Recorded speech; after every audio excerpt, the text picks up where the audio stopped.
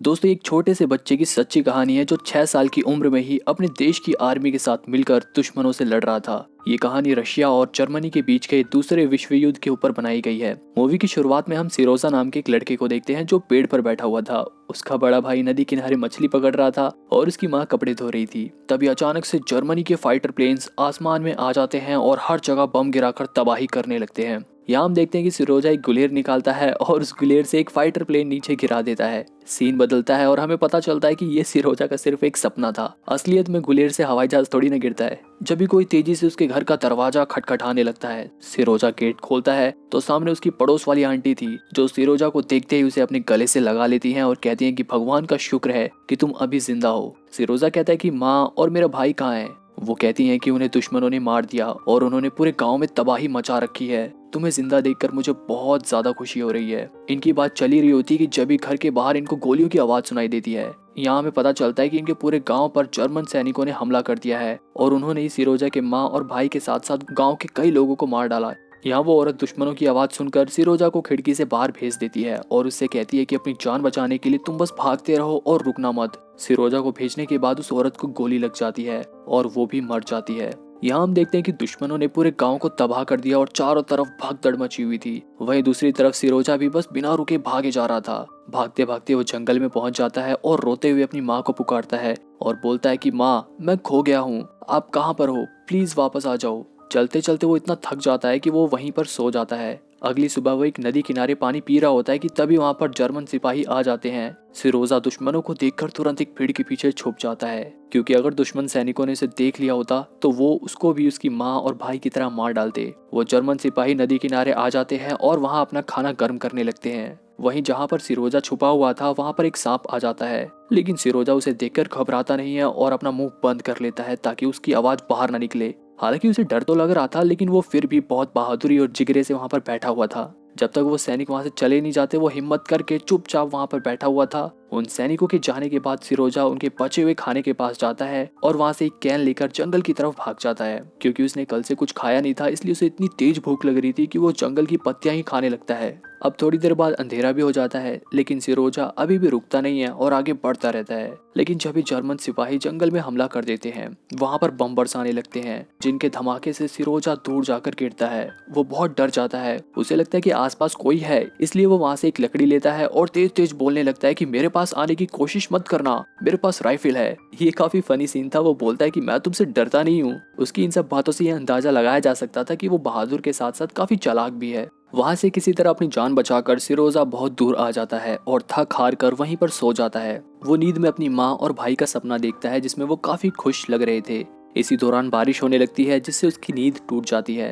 वो उस बारिश के पानी को पीने की कोशिश करता है। वो काफी कमजोर भी हो गया था क्योंकि वो बिना कुछ खाए पिए ऐसे ही भटक रहा है। यहाँ ठंड भी काफी ज्यादा थी। वो एक पेड़ के पास ठिठुर कर बैठे बैठे सो जाता है। अब थोड़ी देर बाद वहां पर कुछ लोग आते हैं जो सिरोजा को उठाकर ले जाते हैं। सीन बदलता है और हम रशियन आर्मी का एक छोटा सा कैंप देखते हैं जहाँ पे कमांडर अपने सैनिकों को दुश्मन की अगली चाल के बारे में समझा रहे होते हैं। इसी बीच वहाँ पर एक सैनिक आता है जिसकी गोद में सिरोजा होता है। दरअसल दोस्तों, जिन लोगों ने सिरोजा को बचाया था वो रशियन आर्मी के सोल्जर्स थे जो कि उसे लेकर यहाँ कैंप में आ गए थे। कमांडर सिरोजा से उसका नाम पूछते हैं, जिस पर वो बताता है कि उसका नाम सिरोजा सिस्निक है। वो उससे हाथ भी मिलाते हैं और ये सीन देखने में काफी फनी भी था। अब सैनिक जब उससे उसकी फैमिली के बारे में पूछते हैं तो सिरोजा बताता है कि उसकी आंटी ने उसे बताया है कि दुश्मनों ने उसकी माँ और उसके भाई को मार डाला। ये बोलकर वो रोने लगता है और इसके बाद कमांडर और सैनिक उसे चुप कराने लगते हैं और बोलते हैं कि तुम बहादुर हो और बहादुर लोग रोते नहीं हैं। वो उसे खाने के लिए अच्छी अच्छी चीजें देते हैं और उसकी मरहम पट्टी भी करते हैं।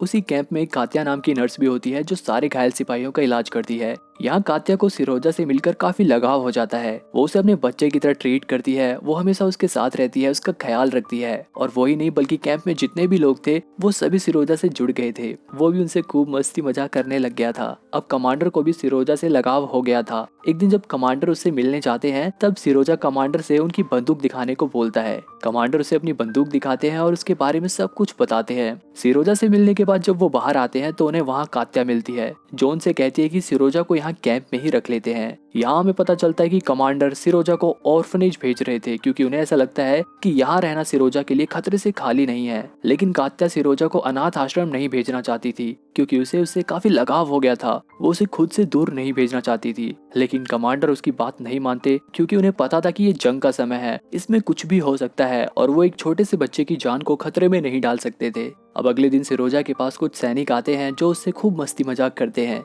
ये सीन हमें देखकर पता लगता है कि उस कैंप में सभी लोग सिरोजा से काफी अच्छी तरह से जुड़ गए थे और वहाँ रहने वाला कोई भी सैनिक ये नहीं चाहता था कि सिरोजा अनाथ आश्रम जाए। उसी रात कात्या भी अपनी एक साथी से सिरोजा के बारे में बात करती है क्योंकि उसे कमांडर की सिरोजा को अनाथ आश्रम भेजने वाली बात पसंद नहीं आई थी। अगले दिन एक ऑफिसर कमांडर के पास जाते हैं और उनसे सिरोजा को कैंप में ही रखने की बात करते हैं, लेकिन कमांडर उसे डांट कर वहां से भगा देते हैं। उसी दौरान जर्मन आर्मी के टैंक वहां पर आ जाते हैं और उन पर हमला कर देते हैं, लेकिन कमांडर और रशियन आर्मी के सैनिक बड़ी बहादुरी से उनका सामना करते हैं और आखिरकार जीत भी जाते हैं।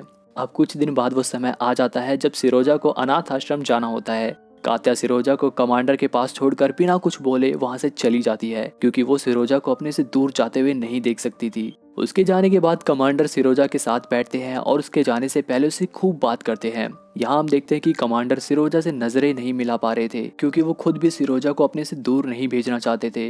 वो भी उससे बहुत प्यार करने लगे थे। यहाँ पर वो सिरोजा को एक लकड़ी की टॉय गन भी देते हैं जिसे देखकर सिरोजा बहुत खुश होता है और रोते हुए कमांडर को गले लगा लेता है। यहाँ पर कमांडर का दिल पिघल जाता है और वो उसे रोता हुआ देखकर उसे बोलते हैं कि क्या तुम मेरे बेटे बनना चाहोगे। ये सुनकर सिरोजा हंसते हंसते हाँ कर देता है, जिस पर कमांडर उस ऑर्फनेज जाने वाले लेटर को फाड़ देते हैं क्योंकि अब सिरोजा हमेशा उनके साथ ही रहेगा। ये खबर पूरे कैंप में फैल जाती है कि सिरोजा अब कैंप में ही रहेगा, जिसे सुनकर सभी सोल्जर्स बहुत खुश होते हैं और वो साथ मिलकर सिरोजा के लिए कपड़े तैयार करते हैं। कोई अपनी शर्ट लेकर आता है तो कोई अपनी पैंट लेकर आता है। कात्या भी अपने जूते लेकर आती है और इन सभी को काट कर छोटा करके सिरोजा के लिए ड्रेस तैयार की जाती है। अगले दिन जब सिरोजा सोकर उठता है तो कमांडर उसे उसकी आर्मी ड्रेस देते हैं जिसे पहनकर वो काफी खुश होता है। ड्रेस पहनकर वो दौड़ दौड़ कर सभी सोल्जर्स के पास जाकर उसे दिखाता है। सभी सोल्जर्स उसे सैल्यूट करते हैं। यहाँ काफी अच्छा माहौल होता है जब यहाँ पर जर्मन प्लेन्स आते हैं और उन पर हमला कर देते हैं, जिससे बहुत सारे सैनिक घायल हो जाते हैं। पूरे कैंप में भगदड़ मच जाती है। सिरोजा चाहता है कि वो घायल सैनिकों की मदद करे, लेकिन उसकी बात कोई नहीं सुन रहा था, इसलिए वो भागकर घायल सैनिकों के टेंट में जाता है और जो भी सैनिक जख्मी थे उन्हें पानी पिलाने लगता है। तभी उनमें से एक सैनिक जिसने अपनी दोनों आंखें खो दी थी वो सिरोजा से कहता है कि क्या तुम मेरे घर से आए हुए इस लेटर को पढ़ोगे। सिरोजा हाँ कहता है और उस लेटर को पढ़ने लगता है। सिरोजा पढ़ता है कि वो तुमसे बहुत प्यार करते हैं, तुम्हारी फैमिली तुमसे बहुत प्यार करती है, तुम्हारी गाय भी अब दूध देने लगी हैं। वो सिपाही कहता है कि कौन सी गाय, मेरे पास तो कोई गाय नहीं है। तभी उसके साइड में लेटा हुआ एक सैनिक कहता है, अरे भाई मान लो ना कि तुम्हारे पास गाय है और जो वो पढ़ रहा है बस उसे सुनते रहो। सभी सैनिक सिरोजा को सुनने लगते हैं। अब सिरोजा उन्हें काफी बातें बताता है जो उस लेटर में लिखी तक नहीं थी। दरअसल सिरोजा अभी सिर्फ 6 साल का बच्चा है और उसे पढ़ना नहीं आता, लेकिन वो किसी का दिल नहीं तोड़ना चाहता था, इसलिए उसके मन में जो भी आता है वो पढ़ने लगता है। उसकी मजेदार बातें सुनकर सभी सैनिकों की आंखें बहुत ही नम हो जाती हैं और थोड़ी देर के लिए ही सही वो उस जंग से मिले हुए अपने दर्द को भूल जाते हैं। अगले सीन में हम देखते हैं कि कात्या और सिरोजा एक साथ होते हैं। तभी वहाँ पर कमांडर आते हैं। वो कात्या से कुछ कहना चाहते थे, लेकिन जब तक सिरोजा उठ जाता है इसलिए कमांडर कुछ कह नहीं पाते। दरअसल कात्या और कमांडर एक दूसरे को पसंद करते हैं, लेकिन आज तक उन दोनों ने इस बात का एक दूसरे से इजहार नहीं किया और आज भी वो लोग ऐसा नहीं कर पाते। कमांडर जब भी अपने दिल की बात कात्या से करने जाते हैं उनकी आवाज ही बंद हो जाती। इसके बाद हम सिरोजा को शेविंग करते हुए देखते हैं। उसे शेविंग करता हुआ देखकर वहाँ के सैनिक उससे काफी मजे लेते हैं और उसे पूछते हैं कि क्या तुम आज डेट पर जा रहे हो। तो सिरोजा उनसे कहता है कि सोल्जर्स कभी डेट पर नहीं जाते। अब सीन बदलता है और हम देखते हैं कि सारे सोल्जर्स और कमांडर एक मीटिंग कर रहे होते हैं। जब भी वहाँ पर सिरोजा आ जाता है और बिल्कुल किसी सिपाही की तरह कमांडर से पूछता है कि क्या मेरे लिए कोई काम है सर। कमांडर सिरोजा को सभी सिपाहियों को उनके घर से आए हुए लेटर्स देने को कहते हैं। यहाँ कमांडर उसके चेहरे पर एक कट भी देखते हैं और उससे पूछते हैं कि तुम्हें चोट कैसे लग गई। सिरोजा कहता है कि ये शेविंग करते हुए मुझे कट लग गया। एक्चुअली दोस्तों ऐसा ही कट कमांडर को भी लगा हुआ था और सिरोजा बिल्कुल उन्हीं की तरह बनना चाहता था, इसलिए वो कमांडर की तरह ही एक्टिंग कर रहा था। ये बात सुनकर वहाँ मौजूद सभी सोल्जर्स खूब हंसते हैं। इसके बाद सिरोजा बहुत अच्छे से सभी सोल्जर्स को उनके घर से आए हुए लेटर्स देता है और उनके साथ साथ डांस करके वो उन लोगों को खूब हंसाता है। ये काम खत्म करने के बाद वो एक दूरबीन लेकर जंगल की तरफ जाता है। ये दूरबीन बाकी सोल्जर्स ने उसे तोहफे के तौर पर दी थी। वो दूरबीन से देखता है तो उसे झाड़ियों में किसी के पैर दिखाई देते हैं। वो तुरंत भागकर सैनिकों के पास जाता है और उन्हें इसके बारे में बताता है। वो सैनिक भी उसकी बात मान लेते हैं और वहां जाकर देखते हैं तो वहां उन्हें उस जगह पर 2 जर्मन जासूस मिलते हैं जिन्हें ये लोग पकड़ लेते हैं। अब इस इंसिडेंट के बाद सिरोजा को उसकी बहादुरी का इनाम मिलता है और वो कमांडर की नजरों में एक अच्छा सैनिक बन जाता है। उसी रात कमांडर के पास सिरोजा का एडॉप्शन लेटर भी आ जाता है, जिसके बाद वो कानूनी तौर पर कमांडर का बेटा बन जाता है। और इस बात से खुश होकर कमांडर सिरोजा को लेकर कात्या के पास जाता है, लेकिन वहाँ कात्या को किसी और के साथ देखकर कमांडर को गलतफहमी हो जाती है कि कात्या किसी और से प्यार करती है, जिसकी वजह से वो उदास होकर वहाँ से चले जाते हैं। इसके बाद वहाँ पर फिर से जर्मन्स हमला कर देते हैं। कमांडर सिरोजा से कहते हैं कि तुम यहीं पर बैठे रहो, कहीं मत जाना। वो उनकी बात मानकर वहीं बैठा रहता है, लेकिन थोड़ी देर बाद वो देखता है कि फोन लाइन कट जाने की वजह से कमांडर काफी परेशान है, क्योंकि कमांडर को किसी से बहुत जरूरी बात करनी होती है। कमांडर एक सैनिक को फोन की केबल ठीक करने के लिए भेजते हैं, जिसके पीछे पीछे सिरोजा भी चला जाता है। थोड़ी दूर पहुंचकर वो सैनिक घायल हो जाता है।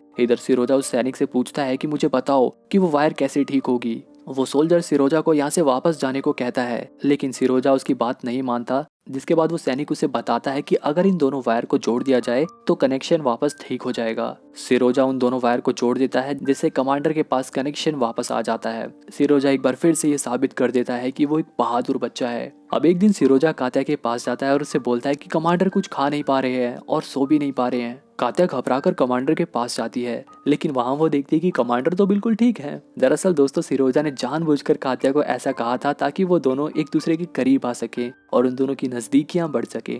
कुछ दिन बाद कैंप में 2 डॉग्स भी आते हैं जिनके पीछे काट लगे हुए थे। सिरोजा उन्हें देखकर बहुत खुश होता है और मस्ती मस्ती में काट पर बैठ जाता है। वो कुत्ते भागने लगते हैं और आगे बिछी माइंस की तरफ जाने लगते हैं। ये देखकर एक सोल्जर भागकर वहां जाता है और इससे पहले कि वो माइंस से टकराते वो उसे बचा लेता है। दूसरी तरफ कमांडर भी कात्या के पास जाते हैं और उसे रोककर अपने दिल की बात कहते हैं। यहाँ कमांडर के प्रपोज करने का तरीका काफी मजेदार होता है। वो बोलते हैं कि कात्या, क्या तुम सिरोजा की माँ बनना चाहोगी? जिसे सुनकर कात्या भी हाँ कर देती है। इस तरह फाइनली कमांडर अपने दिल की बात कह देते हैं। सीन बदलता है और हम देखते हैं कि सभी सोल्जर्स को दूसरे कैंप में जाने का ऑर्डर मिलता है और यहाँ ये सभी दूसरी जगह लड़ने के लिए जा रहे होते हैं। उन्हीं में सिरोजा भी होता है, लेकिन बीच रास्ते में इनके काफिले पर फिर से जर्मन सैनिकों का हमला हो जाता है। उनकी गाड़ियां खराब हो जाती हैं, कई सिपाही घायल भी हो जाते हैं, लेकिन जैसे तैसे ये लोग वहां से बचकर अपने दूसरे कैंप पहुंच जाते हैं, जहाँ पर कमांडर के सीनियर ऑफिसर भी होते हैं जो कि एक जनरल होते हैं। तभी वहां पर सिरोजा आता है और वो जनरल को सैल्यूट करता है। जनरल भी उसे सैल्यूट करते हैं।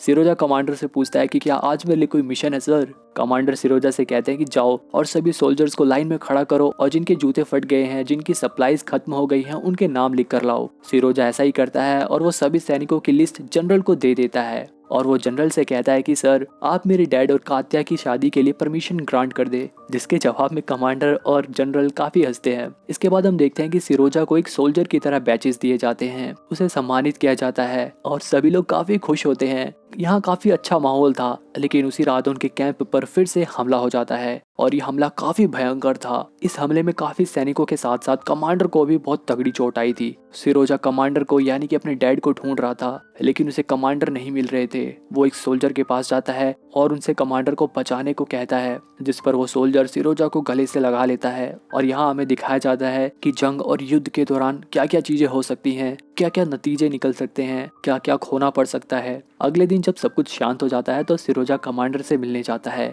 और उनकी ऐसी हालत देखकर वो रोने लगता है। उसके डैड यानी कि कमांडर उससे कहते हैं कि बेटे, आदमी कभी नहीं रोते। और फिर कमांडर के ठीक होने के बाद सिरोजा, कमांडर और कात्या हमेशा के लिए एक साथ हो जाते हैं। कहानी के आखिरी में हमें बताया जाता है कि 27 अप्रैल 1942 के बाद सिरोजा हमेशा इस रेजिमेंट के साथ रहा और वो उनके साथ युद्ध के लिए पोलैंड और जर्मनी तक गया। यहीं पर ये सच्ची कहानी खत्म हो जाती है। और आपको इस बच्चे की बहादुरी भरी सच्ची कहानी कैसी लगी और आपने अगर अपने बचपन में कोई बहादुरी का काम किया है तो मुझे कमेंट में जरूर बताना। और वीडियो को लाइक करके ऐसे ही मूवीज देखने के लिए चैनल को सब्सक्राइब कर लो और ये वाली मूवीज देखो, ये भी बड़ी मजेदार मूवी है।